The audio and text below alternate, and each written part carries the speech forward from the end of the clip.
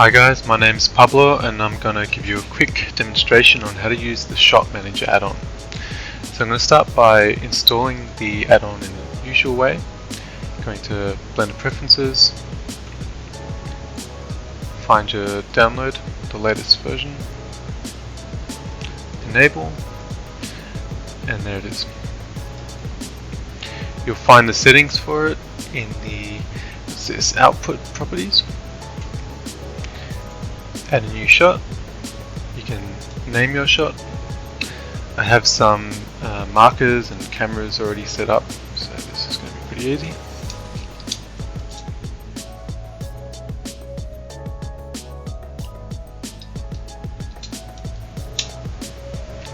Okay. It's a good idea to bind a camera to your shot, so you can do that here.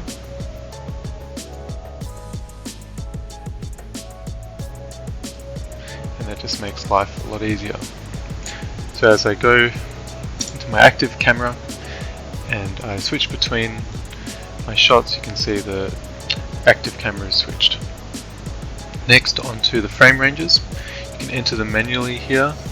So perhaps I will change my start point or my end point. Alternatively, you can bind your in and out to markers. Just select a single marker, link, and you'll be able to drag your endpoint.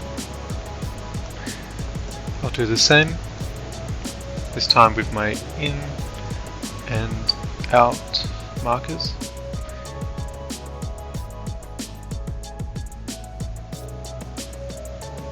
And now it's super easy to go between the two.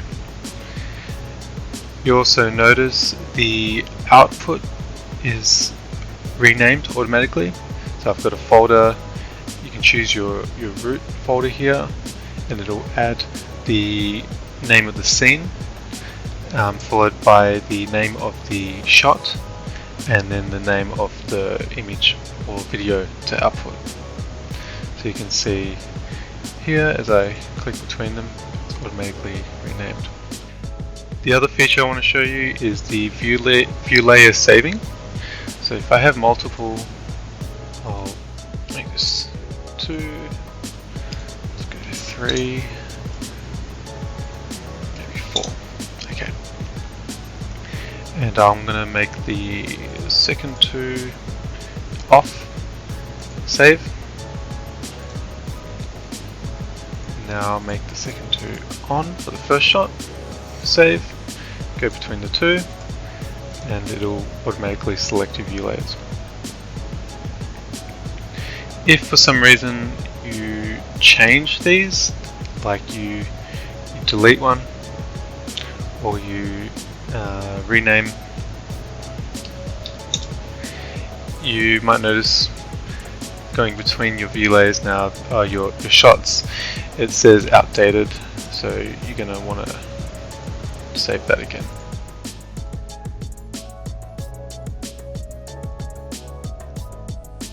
So I thought I might just quickly show what to do if you want to, say, render a sequence or animate in a sequence that isn't in the shot. So you're not bound by these, because if you notice that if your markers are linked, you actually can't change your in and out points manually. And even if they're not linked, but you change it in the normal interface, the moment that you change and go back, it's not going to be saved. So if you want to sort of step outside of the Shot Manager, just deactivate it, and then you can use it as you normally would. Your camera is not going to be overridden, or your output, you can rename that, and then once you're done, you can step back in. Okay, I hope you find this useful. Let me know if you get any questions, and enjoy.